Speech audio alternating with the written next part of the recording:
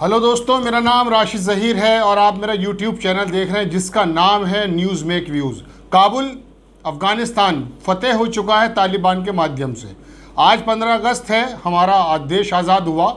और अगर मैं ये कहूँ कि तालिबान ने आज के दिन यानी कि 15 अगस्त 2021 को अफ़गानिस्तान को फ़तेह कर लिया, अपने कब्ज़े में ले लिया या उनको आज़ादी मिल गई, तो ये भी कहना कोई गलत नहीं होगा। आधिकारिक रूप से आधिकारिक घोषणा भले अभी ना हुई हो, लेकिन आपको मैं बता दूं कि काबुल के अंदर भी इस वक्त तालिबान, जो मैं आपसे बात कर रहा हूं, ये शाम का समय है 15 अगस्त का 2021 का, महल में दाखिल हो चुके हैं तालिबान के जो इलाके हैं, सिपाही हैं, अधिकारी हैं।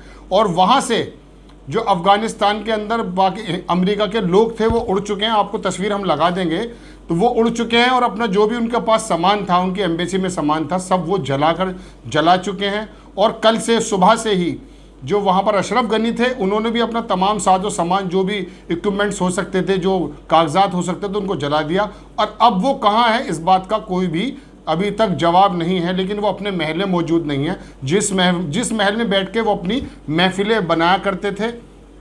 तो तालिबान की तरफ से बड़ी खबर, तालिबान ने बिना एक गोली चलाए, काबुल की तस्वीरें हम आपको दिखाएंगे अल जजीरा के चैनल से, बिल्कुल नॉर्मल वहाँ माहौल है, एक गोली नहीं चली है। और पहली बात, तालिबान ने कह भी दिया था कि हम बहुत सुकून से इस काम को करना चाहते हैं। उनकी बात अमेरिका के जो अधिकारी हैं उनसे भी चल रही थी। और अब हुआ यूं है कि ये जो हेलीकॉप्टर आपको नज़र आ रहा है, ये अमेरिका का है। इसने अपना तमाम साजो सामान जो वहाँ था उसको जला दिया और अपने अधिकारियों को लेकर यहाँ से वो उड़ चुके हैं। कुछ लोग बाकी होंगे जिनसे शायद बात चल रही हो, अभी चूँकि फ़ौरन ताज़ा खबर है तो हम आपको आधिकारिक रूप से सिर्फ इतना बता सकते हैं, अफ़गानिस्तान पूरी तरह से फ़तेह हो चुका। हो सकता अगले साल अगर 15 अगस्त को हम मना रहे हो अपनी आज़ादी का दिवस, तो शायद तालिबान भी इस बात को कह सकते हैं कि हमारा आज़ादी का दिन भी 15 अगस्त का है। बहरहाल ये आपको बड़ी खबर देनी थी। जो लोग ये कयास लगा रहे थे कि ज़माना लग जाएगा, 70-75 हज़ार लोग तालिबान के हैं, इनको वक्त लगेगा, 3-3.5 लाख लोगों की फ़ौज जो अशरफ गनी के पास है।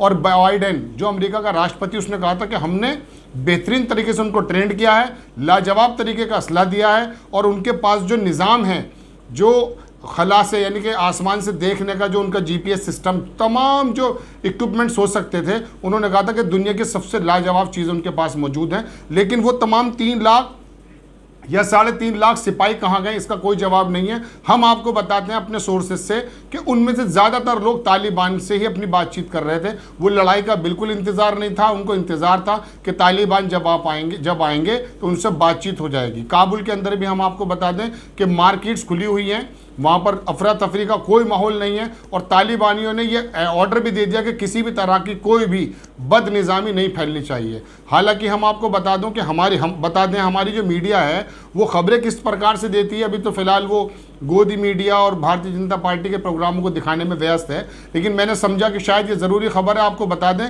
कि तालिबान ने इस वक्त पूरे अफ़गानिस्तान पर, मैं आपसे बता रहा हूँ अल जज़ीरा की खबर के मुताबिक, पूरे अफ़गानिस्तान में उसका इस वक्त कब्ज़ा है। और अभी फ़िलहाल अब्दुल्ला करके उनके एक अधिकारी हैं, उनको चार्ज देने की बात चल रही है, जो कुछ न्यूज़ चैनल, जो बाहर के न्यूज़ चैनल हैं, उनके माध्यम से हमें ज्ञात हुआ है। तो बहरहाल ये हम आपको बड़ी खबर दे रहे थे कि काबुल पे सब वक्त तालिबान का बड़ा कब्ज़ा हो गया है और बिना गोली चलाए उन्होंने पूरे अफ़गानिस्तान को यानी कि काबुल को एटलीस्ट अपने कब्ज़े में ले लिया है। उसके महल के अंदर वो इस वक्त आराम से आ रहे हैं और इस वक्त अशरफ गनी का कोई पता नहीं है, या तो वो उड़ के जा चुके हैं या कहीं छुपे होंगे, तो पता चल जाएगा, जैसे अपडेट होगी हम आपको बताएंगे।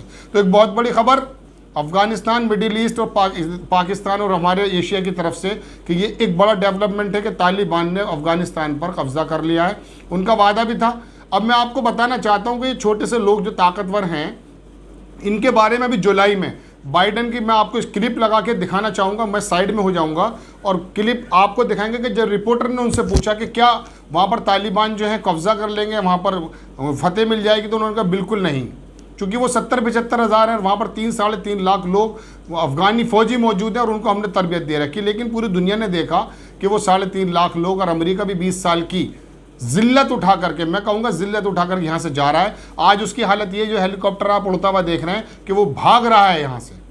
और उसके जो इत्तेहादी हैं, जो अमेरिका को सोचते हैं बहुत बड़ी सुपर पावर है, उस पर जो इन्हमाक मतलब डिपेंड होकर के जो ये सोचते हैं कि हम एशिया पर कुछ काम कर लेंगे, उसमें हमारा भारत भी शामिल है, जापान भी शामिल है, उनको एक बात ये सोचना चाहिए कि अमेरिका अपने मुफाद का है।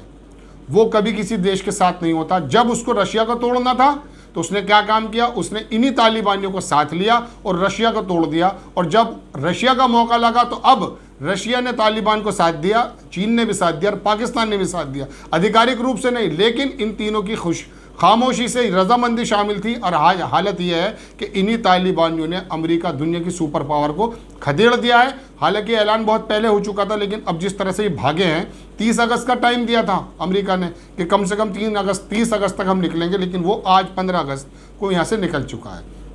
तो दो खबर हमको बताइए आपको कि काबुल यानी कि अफगानिस्तान में इस वक्त तालिबानियों का कब्जा हो चुका है, पूरे ही अफगानिस्तान में। और अमेरिका जो सुपर पावर, जो जुलाई में बाइडेन बोल रहे थे कि ऐसा नहीं होगा, लंबा चलेगा, हमारे पास बहुत ताकत है और अपने फौजी भेज रहे हैं। अब किसी भी देश को, भारत सहित, ये बात मान लेनी चाहिए कि अमेरिका पर विश्वास बिल्कुल ना करे और अपने जो पड़ोसी मुल्क हैं उनसे ताल्लुकात अच्छे करने की कोशिश करे। चूँकि खबर हम आपको ये भी देंगे कि चीन ही सबसे पहला मुल्क होगा जो तालिबान को जो है एक्सेप्ट करेगा और उसको जो है ना ऑन द रजिस्टर, अभी हाँ नहीं कहा है, ना नहीं कहा है, लेकिन तालिबान को सबसे पहले कबूल करने वाला मुल्क चीन होगा, उसके बाद रूस होगा, ये ईरान होगा और पाकिस्तान होगा। तो उस समय क्या होगा कि अगर इन चीन ने कर लिया तो बाकी जो मुल्क हैं आसपास वो भी तालिबान को एक्सेप्ट कर लेंगे, उसकी सरकार को एक्सेप्ट कर लेंगे।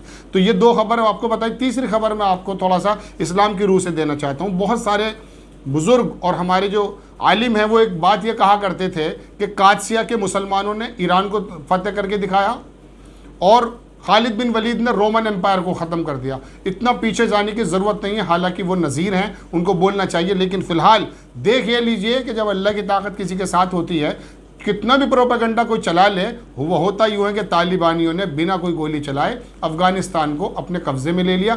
फ़िलहाल जो गोली की आज की मैं बात कर रहा हूँ, इससे पहले खून खराबा वाकई वहाँ हुआ है, एक बात।